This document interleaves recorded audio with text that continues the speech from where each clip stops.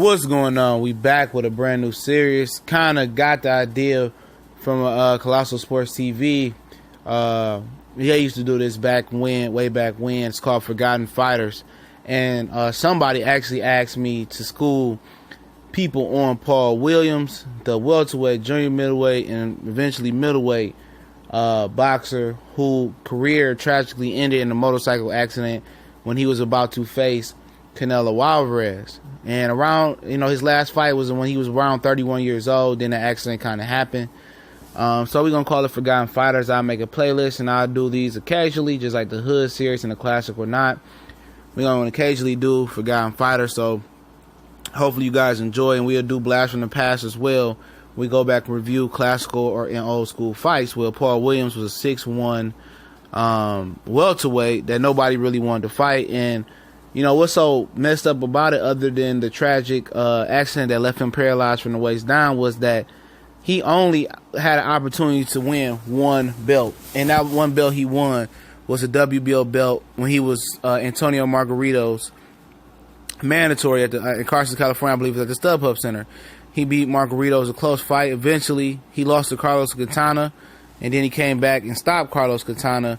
And the reason why he only had one title is because he was very, very avoided at welterweight. A lot of guys didn't want to fight him at 6'1". And the thing about it is, it wasn't like he used his height and he was like Tommy Hearn. He kept you at the end of his punches. Paul Williams loved to mix it up. Paul Williams loved to fight on the inside. It would kind of remind you of Robert Easter Jr., but more on steroids with his style. He threw a lot of different punches, a bunch of punches. And I think he ended up going 43 and 2, with 27 knockouts. So he wasn't a big puncher, but he was a guy that just threw a lot of volume, man. Very, very good boxer. He turned pro under Goosen, the same promoter that Andre Ward turned pro under. Like I said, he got his revenge on Carlos Quintana. He fought Shabba Mitchell as well, I think in his first year being pro. He did a lot of great things as a professional fighter. He's from Augusta, Georgia. And eventually he would move up to junior middleweight. He would beat Sergio Martinez. He didn't get a title there, but he would move up and get an interim WBO title there. And eventually him and Martinez would rematch at the middleweight limit, and Martinez knocked him out with one punch. And after that fight, he really never was the same. He had a fight versus Erislandy Lara where they robbed Lara, and Lara clearly beat him. But the moral of this story, or the moral of this video right here, is this: Paul Williams was at a place his entire career that Errol Spence Jr. is now. For Errol Spence Jr., it could be temporary or it can be lengthy, like Paul Williams was. And the reason the subscriber that asked me to do this video was because Paul Williams definitely could have been a surefire Hall of Famer, one of the all-time great fighters of all time, if he was able to get the fights at welterweight. But when the risk is not worth the reward, and now that boxing politics play into everything, those guys out there, Pacquiao, Mayweather, everybody that was at the weight at that time, they didn't want to fight him. Since he didn't have the pushing of a top rank or whoever was big, Golden Boy at the time, or Al Heyman at the time, he couldn't get those fights. So he had to go and move up in weight to get fights. And not only when he went up in weight, still the top opposition didn't want to fight him or Martinez. After the first fight, it was a close fight, which Paul pulled out. He had to move up again to middleweight, and eventually he almost jumped up 2 weight classes to fight Kelly Pavlik for the middleweight title.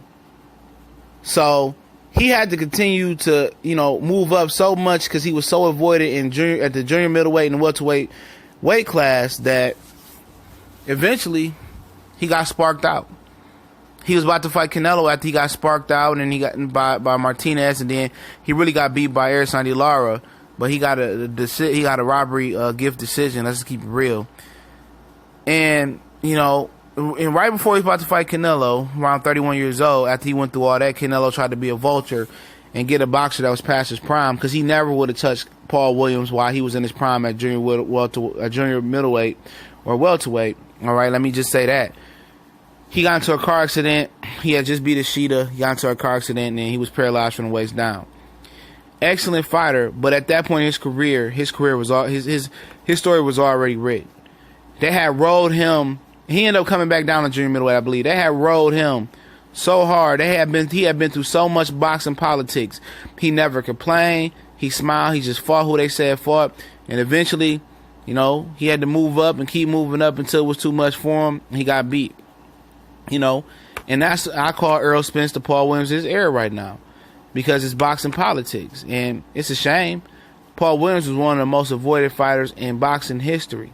He was never able to be great at welterweight because none of the other welterweights wanted to negotiate or oblige him in a fight because of his height and his high volume type of fighting style. All of them were scared of him, you know. But southpaw, you know, was his undoing, was his own undoing. He couldn't deal with southpaws, but he was an excellent fighter. I wouldn't say he was the greatest, but he was one of the most avoided fighters in recent memory. Paul Williams, 6'1" welterweight, junior middleweight, and also welterweight. And he also fought Winky Wright as well. All right? So hopefully you enjoyed the Forgotten Fighters. Most of you guys probably remember Paul Williams. If you don't, go ahead and look him up and look at his fighting style.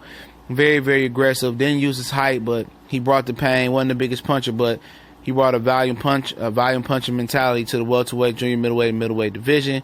He was from Augusta, Georgia. Augusta, Georgia, shout out to them.